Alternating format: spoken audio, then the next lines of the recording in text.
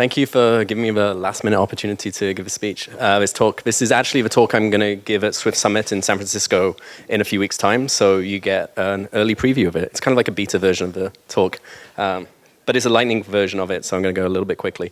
Buddybuild, if you don't know, is basically, you can think of it as being a CI platform, so something like Travis or Circle or Jenkins, but built from the ground up specifically for iOS and Android apps. So really, it's not something that was built for the web and then kind of ported over. So it's a combination of that as a CI platform and then a much better version of TestFlight as a deployment platform. So we launched it just over a year ago, and we now have many, many thousands of apps using Buddybuild. And so what I did was I took a sample of 1,000 of those iOS apps and started looking at kind of some statistics and trying to analyze how these apps are built. Because a typical development workflow you start by building apps. Building an app, you create it, you run tests on it, you share it with users, you go through, you get their feedback, and then you incorporate it into the next change. And all through the development life cycle, there's many, many different decisions you have to make as a team. Whether you use CocoaPods, whether you use Carthage, how you manage dependencies, do you use Git submodules, do you use Swift, or do you use Objective-C? So there's thousands and thousands of little micro decision points along the way. So instead of just kind of relying on hearsay, I thought I'd look at what these sample of 1,000 apps actually do. So the typical workflow looks like this, and there's a full of, as I mentioned, decision points. And if you get it wrong, you end up with a bunch of friction. And if you end up with friction, your workflow starts to break down, and your ability to develop your app becomes much slower, and then you can iterate less quickly, and then you end up building a worse product. So getting these decisions right is super important. This is kind of how a lot of iOS development used to be when people were unable to build things kind of quickly, and so you end up with like 18 pages or 19 pages of instructions on how to set up Jenkins for iOS. This is like a blog post. It's one of the top things if you search for iOS CI. So it shows you what can go wrong if you get the workflow not ideal. As I mentioned, it's 1,000 apps, and so Buddybuild's grown, and we've got tons of customers using us now, including like Slack and Firefox and WordPress and a bunch of great customers like that. So this is kind of people who this data set is coming from. And so I'm going to jump quickly through some of the data we found. So the mobile team sizes tend to be less than 10 people, but there's some people who are building with many, many more people involved. So, and we see there tends to be a spike around 2 or 3 people in mobile dev, which is bigger than, I think anecdotally bigger than it was a couple of years ago, and it's just growing. So the source code hosting is really interesting. 95% of the apps I looked at actually are hosted in the cloud, but 5% are doing some sort of hosting themselves. So most teams seem to be trusting things like GitHub, things like Bitbucket. And when you break it down, it's really interesting that I think I was assuming that GitHub would be very dominant in the space, but it's nearly 50-50 with Bitbucket. And then there's a few people like Beanstalk and GitLab who are kind of in the other 3%. So it's really surprising that Bitbucket's got this kind of weight behind them. And if you look at where the self-hosted ones are, you see GitLab's got a ton of dominance there. GitHub's really trailing behind, and Stash, which is essentially Bitbucket server, is from Atlassian's also there's quite a lot of apps using that. So the platforms that people are developing for. So you can see there's probably an opportunity to build watch apps because not many apps actually include a watch app at all. Only 3% of the apps in this 1,000 sample had a watch app. So one of the things you can tell from this data is where opportunities to maybe improve your own apps and what kinds of features to start using are. So there's clearly not many companies are building watch apps right now. And even if you look at watch apps, the adoption of watchOS 2 is only at 83%. So there's a lot of those people do have watch apps, have clearly not updated them in a while. Same with tvOS, almost no apps. There's almost no tvOS apps in this sample. So I have Apple TV at home, and I can tell just from the number of apps in the App Store there. There's still clearly a huge opportunity for creating new innovative TV apps. The minimum sorted iOS version, this data set I took about a month ago as well. So even then, iOS 10 had just released a couple of days ago, and a few people had moved over to that. But you can see people are still very much in the iOS 8 and iOS 9 side of things. But there's a few people who are still supporting iOS 6 today. The 10 of those apps still had iOS 6 support. And for whatever reason, they must be having like a huge customer base of support, but you can imagine how difficult that development is at this point. Technologies that teams are using to build their apps. So native apps versus hybrid.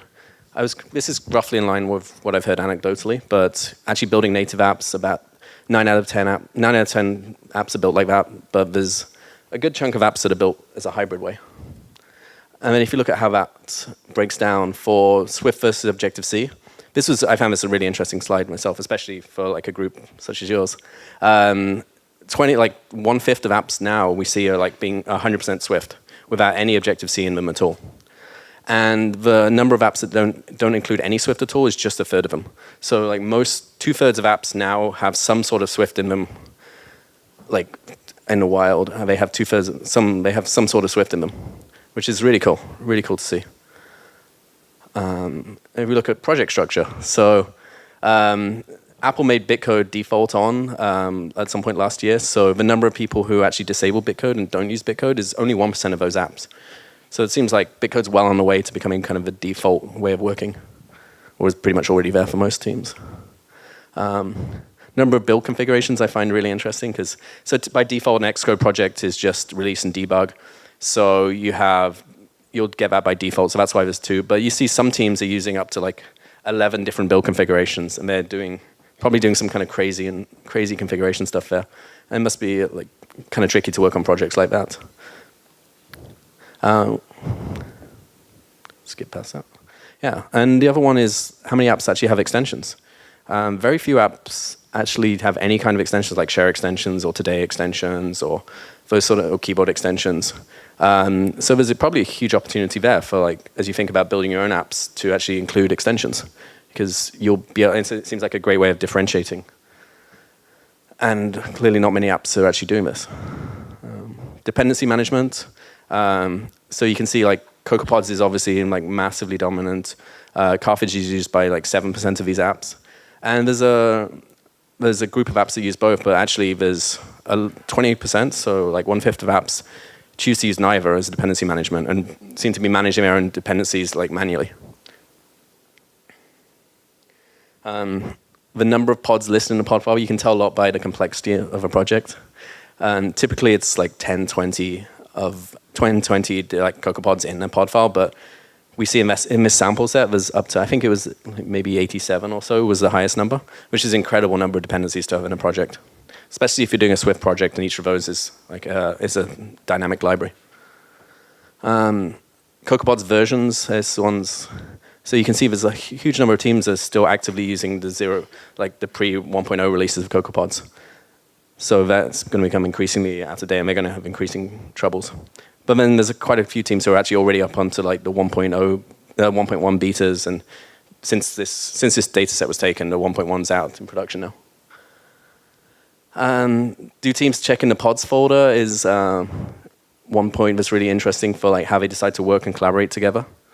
It's roughly 50-50. I was a bit surprised by this. I thought kind of professional teams would be less likely to check in a pods folder because of the merge conflicts they had. And if you look at teams, like larger teams that have 5 or more people, they tend to be a little more leaning towards not checking in and generating every time inside TI, but it's not clear cut. The other one that's kind of galling for CI is not having the podfile.lock checked in, which can cause all kinds of collaboration issues with your team and using CI. So even with like when there's 10 or more collaborators, there's a class of people who just forget to do that. In this set of 1,000 apps, there's a huge number of unique pods, like 2,600 unique pods are referenced. So it shows you kind of the diversity of a pod ecosystem.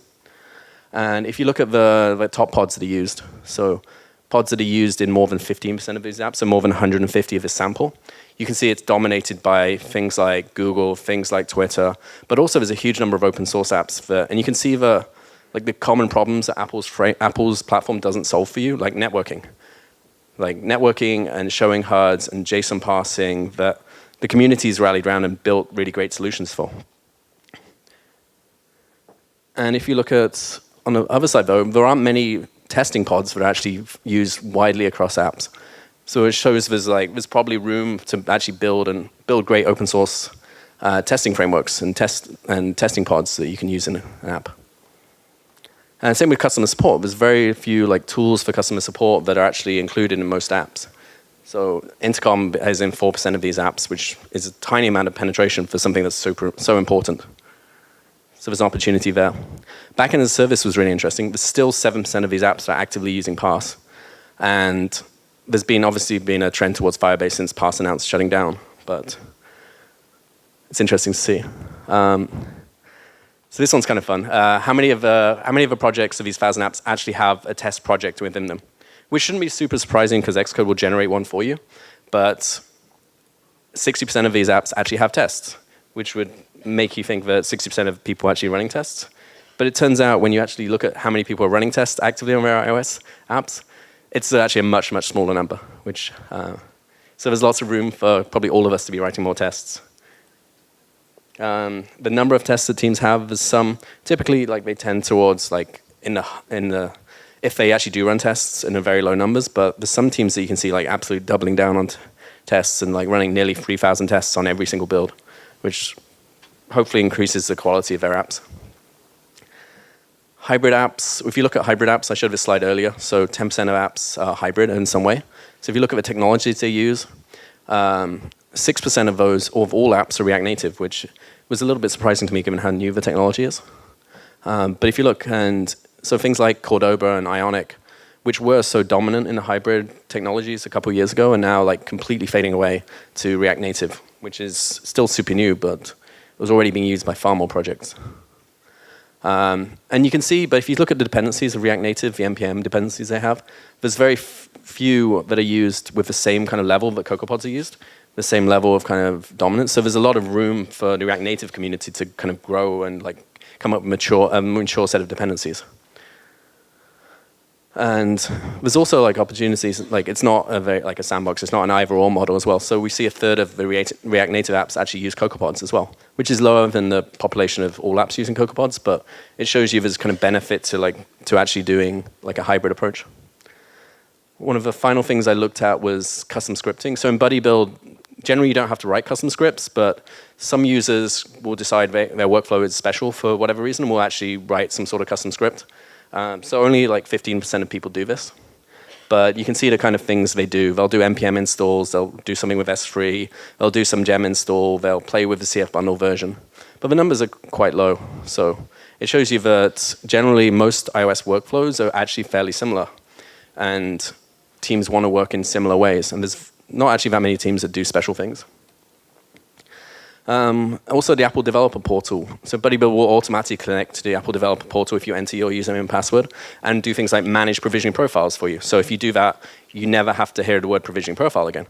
So it shows you, so 73% of these apps have chosen to just allow Buddybuild to help them forget about provisioning hell. And whereas 27% of whatever reason, they're not allowed to, or they have some concern about that and want to manage it themselves. So it shows there's like an overwhelming desire to help tools make their workflow better. And then the type of Apple accounts people use, there's 10% of apps using enterprise accounts, which from what we've seen, they're using it for actually beta distribution. And most people are using company accounts where they can go to the App Store. And shows you the number of devices people have left in their account. So you can see like there's a lot of teams with pressure on the number of devices. Apple has this 100 device limit. And so probably the takeaway from this would be Apple should increase that to 200 or 300, and which would help a lot of teams. Thank you. So one quick thing. Tomorrow night at Blueberry Bar, we're having a drinks event. Buddybuild's hosting and buying beers for things. So if anyone would like to come down, it's 6 o'clock at Blueberry Bar tomorrow. Cool.